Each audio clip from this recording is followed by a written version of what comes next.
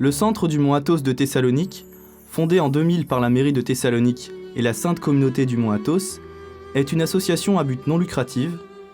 Elle est située sur Egnatia, dans le bâtiment Nedelcu, lequel est classé au patrimoine architectural. C'est une œuvre de l'architecte Xenofonda Peonidi. Elle a fêté ses 100 ans en 2009.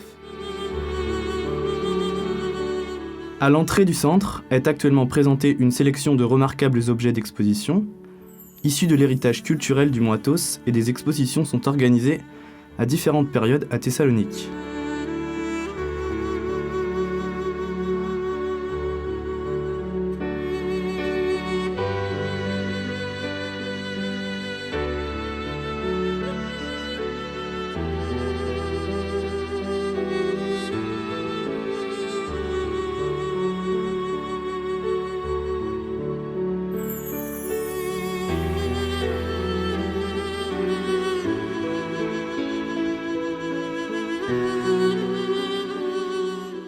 L'ancienne cour de la demeure Nedelcu est redevenue un lieu convivial et animé grâce aux manifestations et aux soirées autour de l'histoire. La tradition, la spiritualité et la richesse culturelle du mont Athos.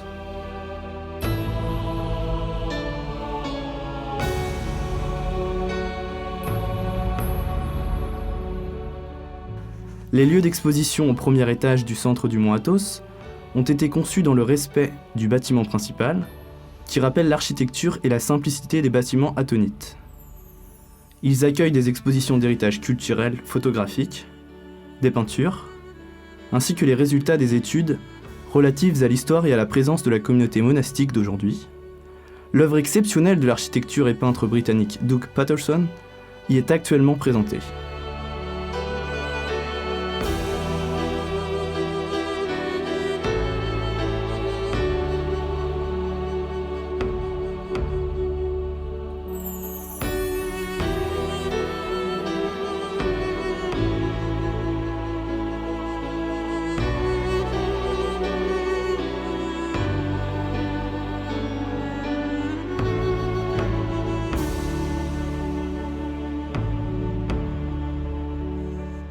La bibliothèque du centre du mont Athos, conçue comme les bibliothèques modernes, comprend des œuvres concernant le mont Athos et fonctionne aujourd'hui uniquement comme un espace d'études.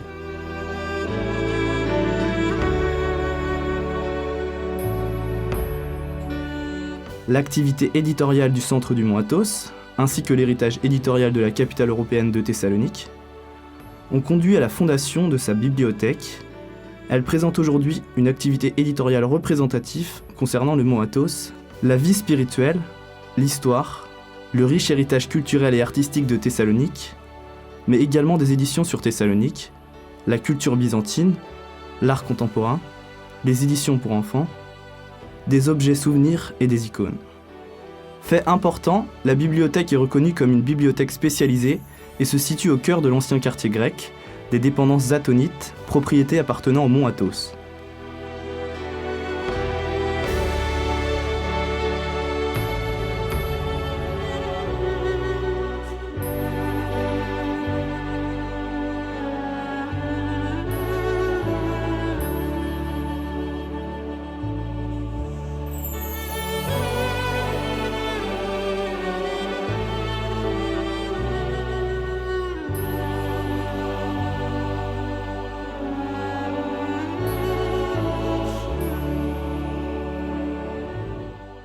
L'activité éditoriale du centre du mont Athos comprend des portfolios, études, catalogues d'expositions, rapports de congrès, des éditions anciennes, reproduites numériquement, rares ou même disparues, des copies de haute technologie, des icônes du mont Athos, des objets souvenirs, mais aussi d'autres objets utilitaires provenant du mont Athos.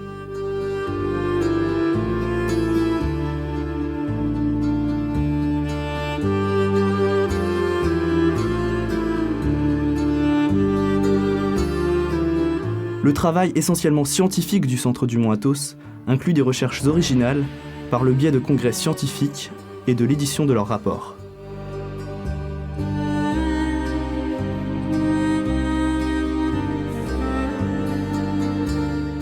Quatre études récentes ont été réalisées par des scientifiques. Elles concernaient la peinture de monuments, l'affluence des visites au mont Athos, les moines du mont Athos et la contribution de saint Dimitrios à l'art du mont Athos. Ces études ont enrichi la bibliothèque avec des éléments d'une extrême importance pour l'histoire du mont Athos.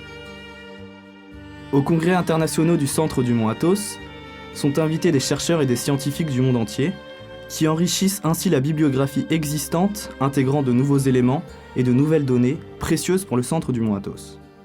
Le temple de Protathos, l'architecture du mont Athos, les visiteurs, l'art, Saint Nicodimos ont été au centre de ces congrès internationaux.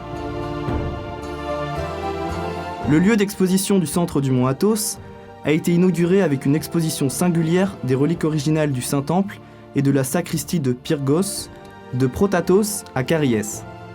D'autres expositions ont suivi, notamment des expositions comprenant des tableaux, des photographies, ainsi que des documents de Marcos Cabanis, de Panayotis Vokotopoulos, de Gabriel Philothéitis et de Georgios Poupis. Des photographies de visiteurs diffusées sur Internet. Il a aussi été question de l'histoire du bâtiment Nedelcu dans le cadre des 100 ans de sa construction.